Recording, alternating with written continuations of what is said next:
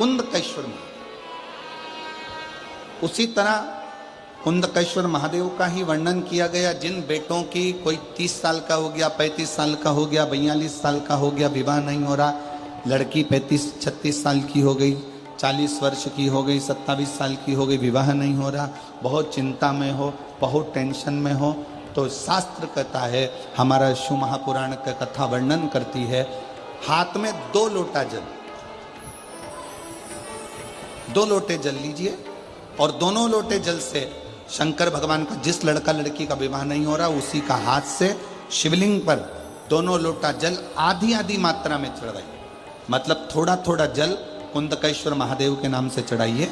वही जल लेकर जाइए और बेलपत्र के वृक्ष के नीचे उसी जल से 7 धार, पेड़ की परिक्रमा करते हुए 7 परिक्रमा उसी जल से, दोनों लोटे जल से 7 परिक्रमा कुंदकेश्वर महादेव के नाम से करवा दीजिए। उसका विवाह होकर ही रहेगा, निश्चितता में विवाह।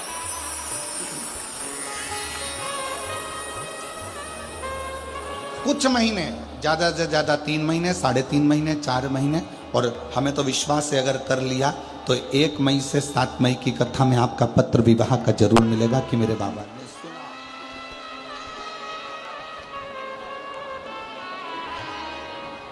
जयपुर बहुत दूर नहीं है। जब मेरा ओघड़दानी आपकी झोली में खुशियां भर देगा ना, तो मुझे विश्वास है आप इतनी प्रसन्न होकर जयपुर लाल चुंदड़ी ओढ़ कर आओगी ना ईश्वर जी और गोरा जी की कथा में, तो कहोगी कि बाबा ने हमको ये दिया, ये मेरे बाबा ने दिया है मुझे, ये पत्र मेरा।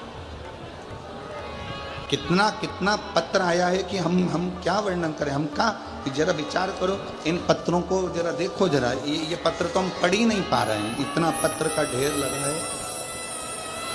देखिए ये पत्र कोई पढ़ा रहा है इतने।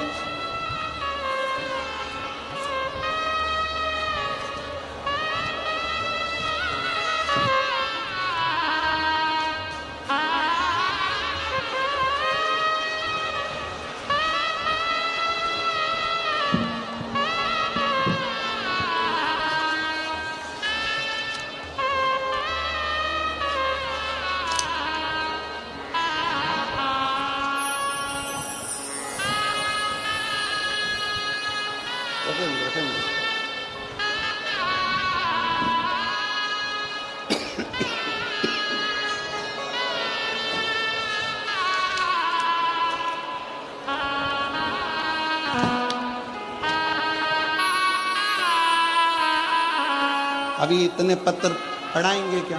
और प्रत्येक पत्र में आपको जो मेरे कुबेर भंडारी ने दिया है, मेरे शंकर ने करुणा करी, वो सब इन पत्रों में भरी पड़ी, सब इन। अब शिव की आराधना, शिव की स्तुति, शंकर की करुणा, शंकर का भजन, शंकर का स्मरण, एक आपका विश्वास आपको शिव के करीब में लेकर जाए। एक विश्वास, एक भरोसा, एक दृढ़ता, और ये पूर्ण विश्वास है। अगर आपने दिल से कथा सुनी है ना रतनगढ़ की, तो हम भी विश्वास के साथ कहते हैं कि जयपुर फिर मिलते हैं।